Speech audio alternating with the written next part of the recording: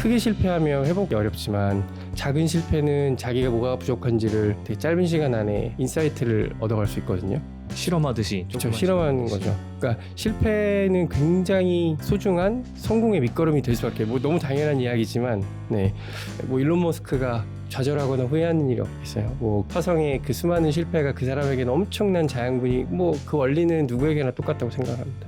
결국 그 마인드셋이 그걸 얼마나 잘 성장하게 만들 수 있느냐의 근본인 것 같아요. 십몇 년 동안 이제 비영리 단체 운영과 사업체 운영을 같이 하고 계신데 돌이켜 봤을 때 후회하셨던 순간들이 있나요? 하지 말았어야 하나? 아니면 내가 이걸 잘 선택한 게 맞나라는 생각이 드신 적은 없나요? 되게 많죠.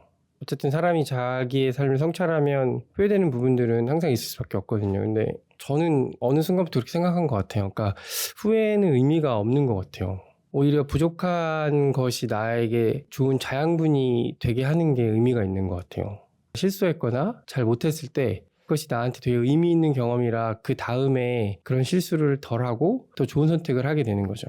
그 인큐베이팅 프로그램 안에도 리인하게 한다라는 표현을 많이 쓰거든요. 빨리 실패해보는 거거든요. 크게 실패하면 회복이 어렵지만 작은 실패는 자기가 뭐가 부족한지를 되게 짧은 시간 안에 인사이트를 얻어갈 수 있거든요. 실험하듯이 그렇죠. 조금만 실험하는 실험하듯이. 거죠. 그러니까 실패는 굉장히 소중한 성공의 밑거름이 될 수밖에. 뭐 너무 당연한 이야기지만, 네. 그래서 저는 최근에는 그런 후회라는 단어를 저한테는 별로 안 쓰는 것 같아요. 오히려 그것이 나에게 어떠한 의미가 있는지를 돌아보면 그것이 되게 소중하게 느껴지는 경우들이 많은 것 같고, 그 순간순간마다 조금씩 내가 성장하고 있다면 후회가 아니라 되게 좋은 자산이다, 좀 그렇게 느껴지는 것 같아요. 그래서 많은 분들이 이제 창업하면 수많은 좌절을 할 수밖에 없잖아요.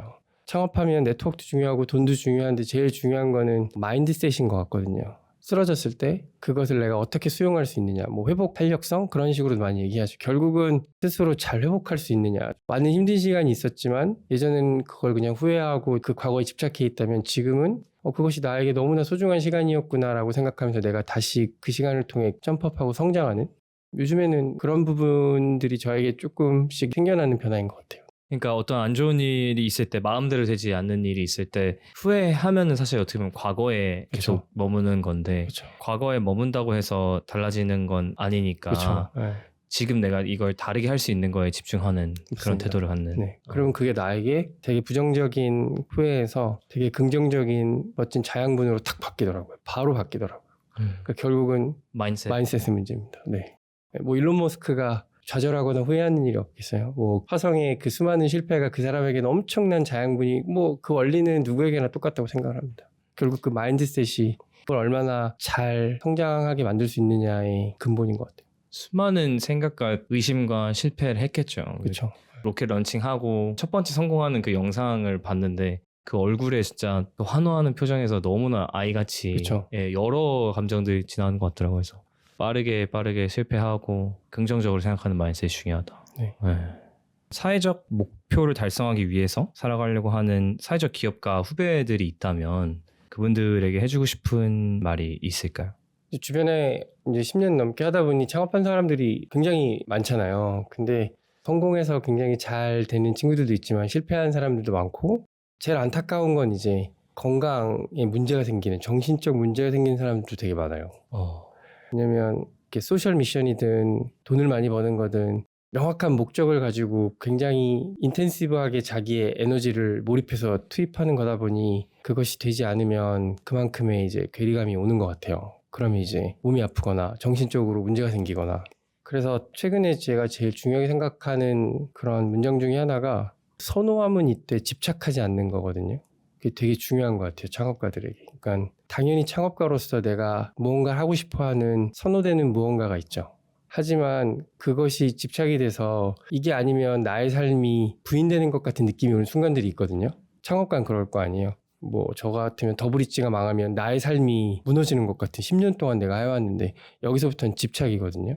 뭐 창업가는 이런 말을 하면 안 되지만 설사 더블리츠가 망하더라도 10 몇 년 동안 내가 해왔던 이 모든 것들은 나의 경험 안에 고이 쌓여져 있고, 저는 뭔가 더 새로운, 더 재밌는 도전을 할 수도 있는 거잖아요. 그렇죠. 그리고 그 과정 속에서 영향을 준 다양한 인생들도 그것들도 있고. 그렇기 때문에 그게 없어진다고 해서 나의 삶의 존재 이유가 없어지는 게 아니거든요. 근데 때로는 자살도 하죠. 너무 힘들어서.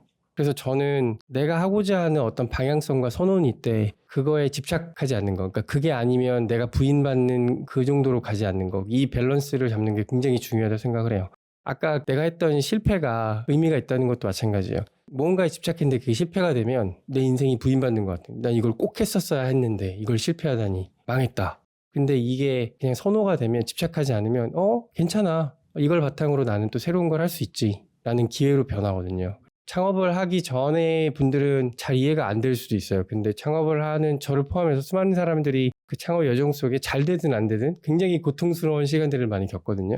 근데 그 고통을 되게 건강하게 수용하고 나의 성장통으로 받아들일 수 있으려면 선호는 이때 집착하지 않는 거 굉장히 중요한 것 같고 이제 사람들이 이제 보통 생각할 때 창업가들은 뭔가 이 가슴 뜨거운 무언가를 갖고 한다라고 생각을 하는데 대표님 말씀 들어보니까 그런 뜨거움이 가끔은 좀 내 자신을 다치게 할 때도 있다라는 이야기인 것 같아서 좀 되게 새로웠거든요. 네. 가슴은 뜨겁대 머리는 차갑게 해라. 그러니까 이런 것처럼 좀 스탠스를 한 단계 멀리서 바라보는 좀 거리를 두는 일과 내 삶과의 분리를 하는 게 좋지 않을까. 근데 사업가분들 특히 초기 단계이면 초기 단계일수록 그게 쉽지 않은 것 같더라고요. 뭐 만약에 대표님처럼 사명이랑 또 연관이 있으면 더욱더 그럴 것 같고.